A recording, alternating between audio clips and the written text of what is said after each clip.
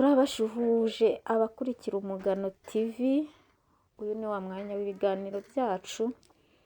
Nk'uko mubizi buri wa gatanu turimo turabagezaho seri y'ibiganiro ifite umutwe uvuga ngo gusubira aho wiyibagiriwe, urugendo rwo kongera kwigarukaho. Turimo rero turagenda tuganira ku biganiro bitandukanye bigize intambwe zitandukanye zishobora gufasha umuntu ushobora kuba yaranyuze mu bintu ariko bimwibagiza uwo ari we, ubu ngubu akaba yifuza kongera kwisubiza cyangwa se kudekuvura cyangwa kurodekuvura identite ye, kongera kwibona mu uwo ari we. Uyu munsi rero tugiye kureba ku episode ya 8, turebe uburyo kwigirira impuhwe akenshi ni ibintu twebwe muntu tutagira. Duhora dutekerereza ibyiza abandi ariko twebwe kubyigirira bikamera nk'aho ari ihurizo. Uyu munsi rero tugiye kureba uburyo kwigirira impuhwe bishobora kugira intambwe cyangwa se bishobora kugira umumaro ukomeye kugira ngo umuntu abone authenticité ye cyangwa se abone uwo ari we nyakuri, n'uburyo byamufasha kongera kwiha agaciro muri rusange. Iki kiganiro impamvu ni uko hari igihe usanga abantu bakora amakosa bakihanganira abandi mu buryo bwose bushoboka, ariko bo byabageraho ugasanga niyo baba bakoze ikosa ritoya ugasanga batangiye kwiciraho iteka badashobora guciraho abandi, ugasanga batangiye kwiyita abanebwe, batangiye kwiyita abantu badashoboye, mbese bananiwe, bakitwa ko bakumva baratsinzwe, mbese ugasanga muri rusange umuntu we ubwe yiyamaganira kure. Kandi ikibazo kirimo aha ngaha ni uko akenshi iyo ibyo bintu bimaze igihe, imyaka myinshi usanga batekereza ko kwikomeza cyangwa se kwicira urubanza, kwikagatiza, baba batekereza ko ari byo bibafasha gutera imbere cyangwa se ari byo bibatera motivasiyo. Ariko se byagenda gute uramutse uyu munsi utangiye kwifata nk'umuntu nawe ukwiye impuhwe, ukwiye ihumure? Byagenda gute uyu munsi impuhwe ugaragariza abandi, ihumure uha abandi, nawe uyu munsi utangiye kuzigaragariza? Nibyo tugiye kureba mu kiganiro cy'uyu munsi. Ariko hagati aho ngaho, mu gihe urimo gutera agatebe ngo ukurikire iki kiganiro, reka mbanze ntumikira abadutumye kugira ngo tugaruke dukurikira ikiganiro. Ni umuryango Life in Fullness, ni ikigo cy'amahugurwa gishingiye kuri psychology. Iki kigo cyatangiye amahugurwa muri 2017, gifasha abantu gusobanukirwa ibikomere, gusobanukirwa uburyo ushobora kubikira, gusobanukirwa uko umuntu ashobora kunoza imyitwarire n'imibanire ye kugira ngo abeho mu buzima buryoshye bufite intego, haba kuri we ndetse n'abamukikije. Kugeza ubu rero umaze guhugura abantu benshi. Icyiciro nk'uko nabibabwiye ubushize, ubu cyararangiye. Ubu ngubu harimo kwiyandikisha icyiciro gishyashya kizatangira ku itariki tuzabagezaho bitarenze iki cyumweru gitaha. mukomeze rero kwiyandikisha muri benshi kubera ko itariki yo gutangira ngira ngo ni hafi aha rwose, bitarenze mu matariki 10 y'ukwa karindwi kwiyandikisha, kandi imyanya iba ari mike cyane. Kwiyandikisha vuba ni amahirwe yo kubonamo umwanya. Muri aya mahugurwa uzungukiramo byinshi, harimo gutahura impano n'ubushobozi byihariye wifitemo nuko warushaho kubibyaza umusaruro.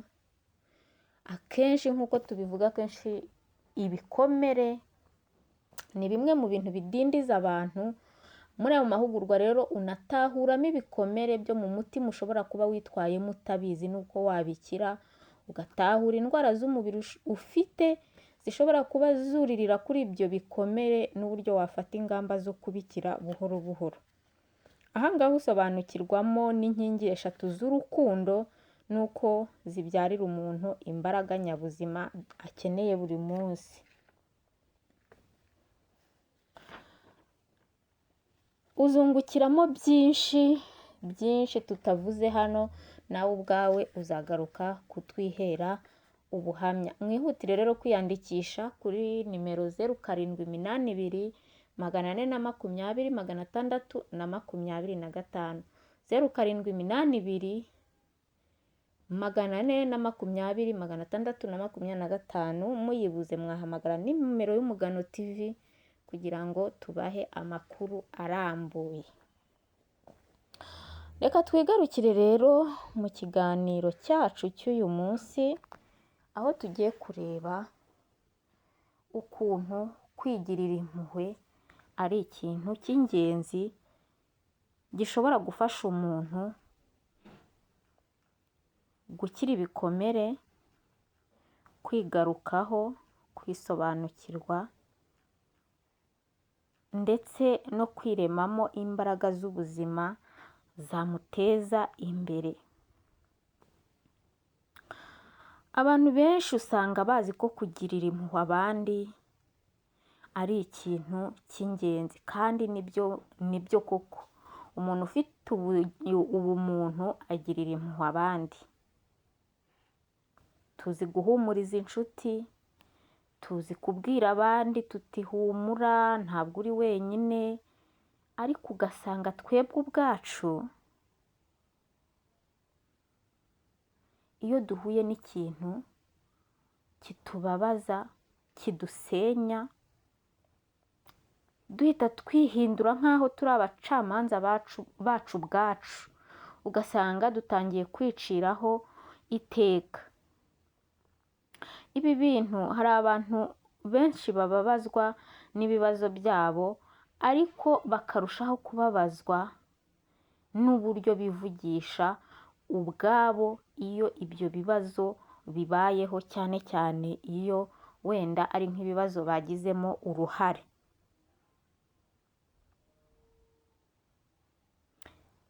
We turi kumwe kugera aha ngaha kuri iki kiganiro, ese waba warigeze ukora nk'ikosa niyo wenda nta waba arizi, cyangwa se warimenye ukisanga wowe ubwawe wihaye akato, ukigira igicibwa? Ese ikosa wakoze iyaba ari nk'inshuti yawe magara, ya nshuti y'akadasohoka twita inshuti magara ntunsige, yakoze nk'iryo kosa wakoze, ukishyira mu kato ukigira igicibwa, wari kumufata ute? Ese wari kumuhumuriza? Ese wari kumuciraho iteka? Wari kumutererana se?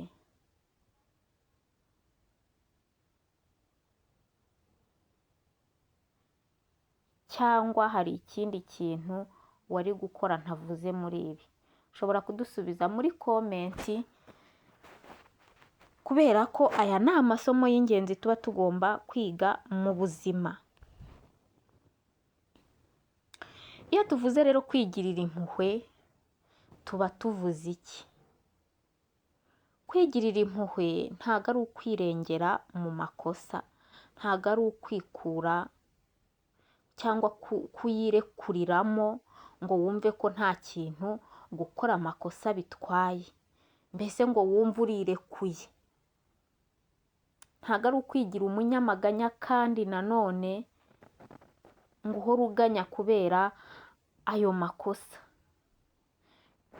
Kwigirira impuhwe ikindi ntabwo ari uguhunga inshingano mbese ngo uregeze, ahubwo kwigirira impuhwe ni ukwemera ko uri umuntu kandi umuntu agira limite, agira aho agarukira, agira ubushobozi, akagira n'imbaraga nkeya.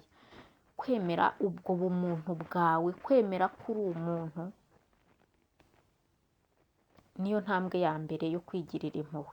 Ukemera ko ushobora gukora amakosa, kuko umufaransa yaravuze ngo l'erreur est humaine. Ni ukuvuga ngo umuntu akoranye amakosa, umuntu ukora niwe ukora amakosa byanze bikunze. No kwifata neza rero ubabaye nicyo impuhwe zisobanuye.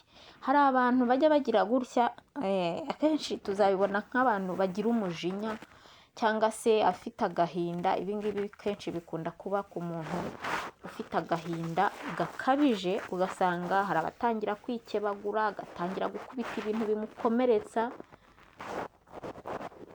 hariya biba ari ikibazo gikomeye. Kwigirira impuhwe rero ni ukwemera ko uri umuntu, hari ibintu, hari limite ufite, hari ibintu udashobora kumetiriza 100% byanze bikunze. Niba hari ikosa ribayeho, ubwo bumuntu ukabugarura imbere yawe, ugatangira ikintu cyo kwibabarira no kwigirira impuhwe. Ushobora kandi kwemera ko ushobora gukora amakosa, kubera ko nyine niko turemye. Kuva icyaha cyaza, amakosa ya muntu turayagendana. No kwifata neza igihe wababaye. Niba hari ikintu cyakubabaje, wikumva ko ari igihe cyo kwigirira nabi, ahubwo wiyiteho kurusha mbere, kuko biba ari nk'uburwayi. Ubona ko iyo umuntu arwaye bisaba ko bamuha ibintu bimuzamurira imbaraga, ibintu bimuboostinga. Niba hari ikintu cyakugushije hasi, kwa kundi inshuti yawe ikenera kuyiba hafi, self care nikivuga, nawe ugomba kwa kundi wumva ko undi muntu agukeneye ngo umube hafi kuko arimo kunyura mu bikomeye, nawe icyo gihe uba ukeneye kwiba hafi, kwiyitaho. Kwa kundi bavuga ngo hatiriza urye ukomeze ugire ubuzima, yego nubura apeti kubera ibyo bintu, gerageza uhatirize. Yego niyo self care, niko kwiyitaho, niko kwigirira impuhwe, we kwikuraho amaboko. Uku niko kwigirira impuhwe dushaka kuvuga hano. Ngira ngo hano turabyumva neza icyo kwigirira impuhwe ari cyo n'icyo atari cyo. Ntabwo ari ukwirekurira mu makosa ngo wumve ko ntacyo atwaye, ntabwo ari ukwigira umunyamaganya ngo wumve ko nyine ari ukumeze warenze ihaniro. Yes, ntabwo ari kandi ari uguhunga inshingano ngo uregeze kugira ngo woroherwe n'ubuzima, ahubwo ni ukwemera ko uri umuntu, ukemera ko ushobora gukora amakosa, ukanifata neza no mu gihe wakoze amakosa cyangwa hagize ibintu byakubayeho bikuremereye, niyo waba wabigizemo uruhare. Ibi bintu rero kubera iki bigora abantu benshi? Usanga abantu benshi barakuriye mu mimerere, mu miryango, muri environnement bakunda kumva amagambo nka komera, reka kurira, wicika intege, cyangwa se batabakomeye, umuntu ukomeye ntacika intege, ntarira, ntababara. Bigusaba nyine kuba uri umuntu, uhora uri umuntu uri strong, uri intouchable. Kuba umuntu ni ukugira za mbaraga, ariko rimwe na rimwe ukaniperimeta fragilité. Hari ijambo njya nkunda rimwe cyane muri Bibiliya, ni umurongo muto cyane abantu bakunda kugarukaho ngo Yesu ararira.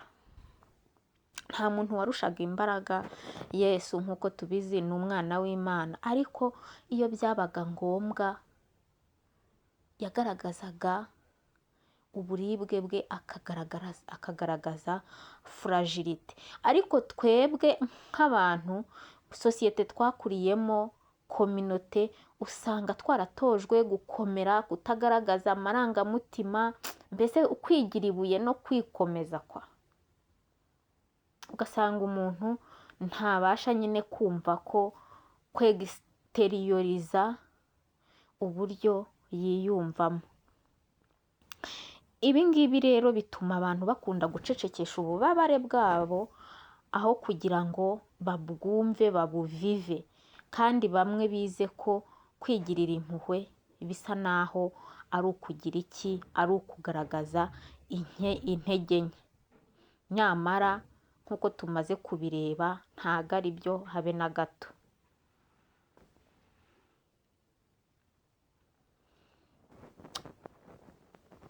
Hari amagambo rero akenshi tujya dukunda gukoresha kuri twebwe ubwacu, atari no ku nshuti zacu, twebwe ubwacu. Amagambo twibwira, ese umwanzi uba yihishe, umwanzi ugaragaza cyangwa ikibi kigaragara muri ayo magambo ni igiki? Tekereza gatoya, iyo inshuti yawe iza kukubwira ikibazo nk'icyawe ufite ubu, cyangwa se wibuka icyo wigeze kugira, ukiciraho iteka, ukiciraho nk'urwo gupfa, niko navuga. Wayibwira amagambo nk'ayo wikoreshejeho se, cyangwa ayo wikoreshaho ubu ngubu bitewe n'ibyo uri gucamo. Wayisanga ugiye kuyifasha ukayibwira ngo uri umunyantege nke, ntacyo uzageraho, ntushoboye, ni amakosa yawe byose, ni wowe wabiteye. Yes? Usanze inshuti yawe irimo guca nko mu byo uri gucamo, cyangwa se wanyuzemo ukicira urubanza, aya magambo niyo wayikoreshaho. Ndavuga inshuti yawe magara. Wayibwira ngo ni inyantege nke, ukayibwira ko nta kizigeraho, ukayibwira ko idashobotse, ukayibwira ko nta bushishozi igira, ukayibwira ko ari amakosa yayo ibyayibayeho byose. Ngira ngo ibi bisubizo byose wabisubiza oya. Niba ntibeshya, niba hari ubundi busobanuro waduha muri komenti. Hari igihe umuntu aba yarakize ku bamubabaje bandi, ariko ugasanga atarakira ku buryo we yifashe, yiciriyeho iteka, aragenda arisitigimatiza, kandi ibyo bintu nabyo bimwongerera gutsikamirwa. Ugasanga rero we ashobora gukira iby'abandi, ariko bya bikomere bye yiteye, kwa kuntu yibureminze, kwa kuntu yifashe akishyira mu kato, akishyira mu kazitiro we ubwe kubera amakosa wenda ye bwite, ugasanga kubikira ni ingorabahizi. Hari ukuntu rero watangira kwigirira impuhwe. Buri gihe ubabaye, ibaze, ese nari kubwira iki inshuti nkunda iri muri ibi bibazo ngewe ndi gucamo? Maze nawe ayo magambo uyibwire, ayo yumva wari gukoresha ku nshuti yawe magara iri guca mu byo nk'ibyo uri gucamo, nawe ugerageze uyibwire. Wibwire uti ndababaye kandi ni ibisanzwe, ni ibintu bibaho. Nakoze ikosa ariko ndacyari umuntu ufite agaciro, ntabwo ikosa rigira gute, rikwambura agaciro. sinshobora gukora byose neza. Yes, turi abantu ntabwo dutunganye, ntabwo ibintu byose ushobora kubikora ara perfection ngo bikunde.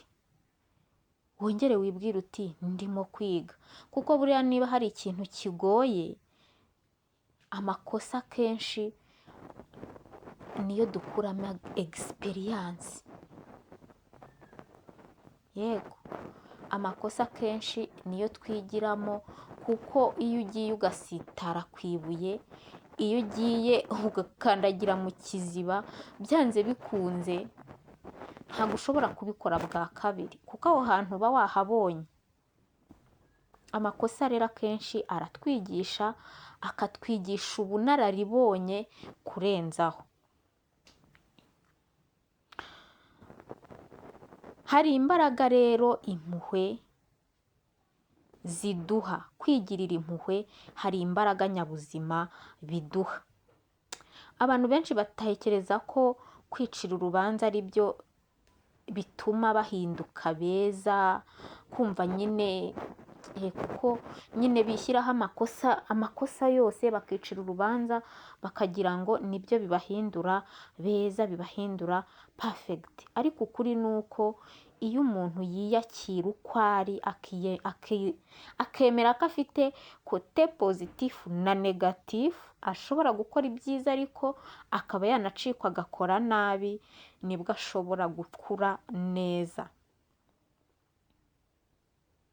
Aho kugira ngo ahore yibona nabi cyangwa se yiha ibihano, akomeza ibyiza kubera ko aba abizi ko abifite, agakosora ibigomba gukosorwa, kuko n'aho atari perfect aba ahazi.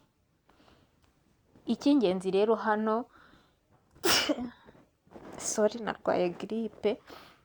Icy'ingenzi hano ni ukujya hagati, ukamenya ibyo ushoboye n'ibyo udashoboye. Ibyo ushoboye ugaharanira kubikosoraho, kwiciraho iteka ngo wijugunye, ngo wikureho amaboko. Yego, bikosoka ukabikosora, ibyiza ukabikomeza. Ntabwo ukira rero kubera ko wikubise hasi, ahubwo gukira ni ukwiha amahirwe yo kongera guhaguruka. Niba hari ikosa ryabayeho, kwibureminga, gugumaho waguye, wumve ko ako kazitiro k'ayo makosa ukagumamo, ntabwo ari ko gukira. Ahubwo gukira ni ukwiha amahirwe yo kugasohokamo, ugakomeza urugendo. Kwigirira rero impuhwe ntabwo ari egoyisme cyangwa se bya bindi twita kwikunda by'umurengera, ahubwo ni ukwemera ko nawe uri umuntu ukwiye ubwuzu, ukwiye kugirira impuhwe. Ya neza wifuriza abandi ko nawe uyikwiye, ya neza ugirira abandi wumve ko nawe ugomba kuyigirira. Nsoza rero iki kiganiro nakubwira ngo niba umaze imyaka myinshi wikoreye urubanza wicira, niba warabaye umucamanza ukaze wawe ubwawe, wa wundi nyine utagira impuhwe, ndifuza ko uyu munsi wumvise iki kiganiro wibuke ikintu kimwe: ntabwo ugomba kuba intungane kugira ngo wumve ko ukwiye urukundo, kugirirwa neza. Ahubwo wumve ko rimwe na rimwe intambwe ikomeye mu rugendo rwo kwisubiza cyangwa se kuba wowe ubwawe ari ukwiga kwifata neza igihe ubabaye n'igihe byaba byaguturutseho, cyangwa mu yandi magambo uko kubabara byaturutse mu makosa yawe. Intambwe ikomeye ni ukwigirira impuhwe kandi ukemera ko utari intungane, kandi ko gukundwa bitagusaba kugira gute, kurwanira ubutungane.